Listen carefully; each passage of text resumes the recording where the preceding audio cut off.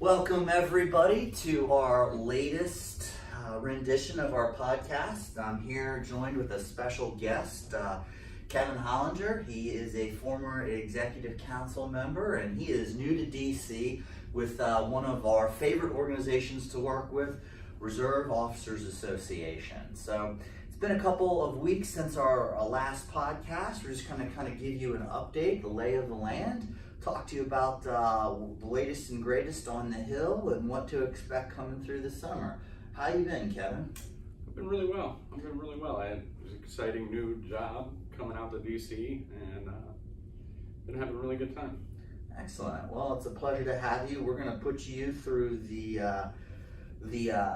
gauntlet at the end here. We got 5 kind of important questions we usually ask our guests on the show, but I think everybody wants to know what's the next on the agenda legislatively. So our association and your association have been working kind of collaboratively over last session into this session on DD-214s for members of the reserve component, and I think you guys have been making some headway on that, and I thought maybe you could share the update. Well, for the update on DD-214 would be that it's going to be a standalone bill on the Senate side, but it's going to be an NDAA recommendation on the House side. We did talk to Representative Kelly, and he did state that he's about 98% sure that it'll go through the House. And it's at, I believe it's an astronomical amount of support on the Senate side. So I'm pretty sure that that's something that's going to go through. There were some concerns about the wording, because the wording does say when released from active status or active duty. And I was a little concerned that National Guard may not be able to receive that at the end of their enlistment because they extend and they don't re-enlist. But NGB LL assured me that that is not the case and that the DD-214s will work exactly the same way for the National Guard as they do for the Army Reserves and the active duty. Well, that's great news. It's something that you know is very, very important to our members, and we've been working on this now for about a year, so it's exciting to hear that maybe there's going to be resolution to that issue soon.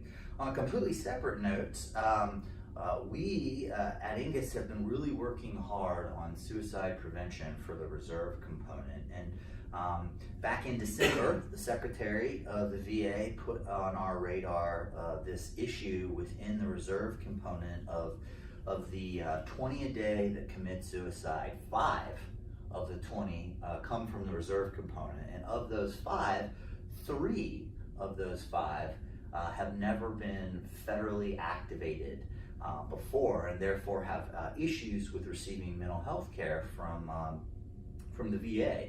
So we brought that back to our legislative conference in February, and we've been working collaboratively with the House.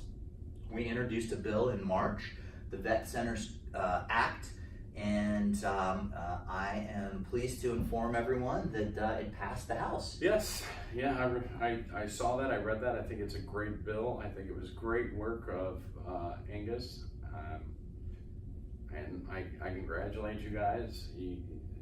The efforts truly showed on this one. I appreciate that. Yeah. So for everyone listening out in podcast land, our next step is to work collaboratively with the Senate and try and introduce a companion bill, and then that way we get this signed into law. A few things that are coming up.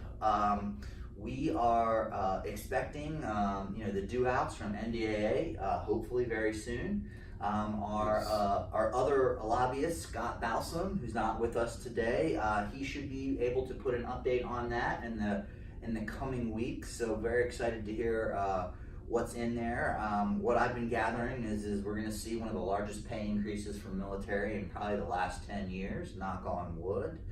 And we're starting to get ready and excited for the conference. We just had our site visit last weekend, and very, very excited, looking forward to August. What's kind of up on the docket for ROA, and what are you guys working on specifically? Well, ROA, you know, of course, we're sitting on pins and needles waiting for the NDAA as well.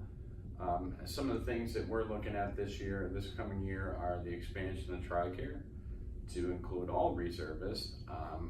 We're looking at gray area retirement pay, trying to bridge that gap in between your 60th or 58th birthday, depending on when you're eligible to receive retirement pay and when you actually start receiving pay. So we're just trying to narrow that gap quite a bit. Other than that, of course, suicide prevention is number one on our priority. So we've looked into some of that, and we're just trying to get some information and see what the next step is. Obviously, we both attended the VA Suicide Prevention Task Force Committee. So you know, we're gonna remain engaged in that, and I think it's gonna be an exciting year. Yeah, I'm looking forward to the collaboration moving forward with our two associations. A few other teasers. We should have some relatively big news, hopefully in the next few weeks, regarding some things with the VA. Next week, we are actually going to be meeting with Secretary Wilkie one-on-one.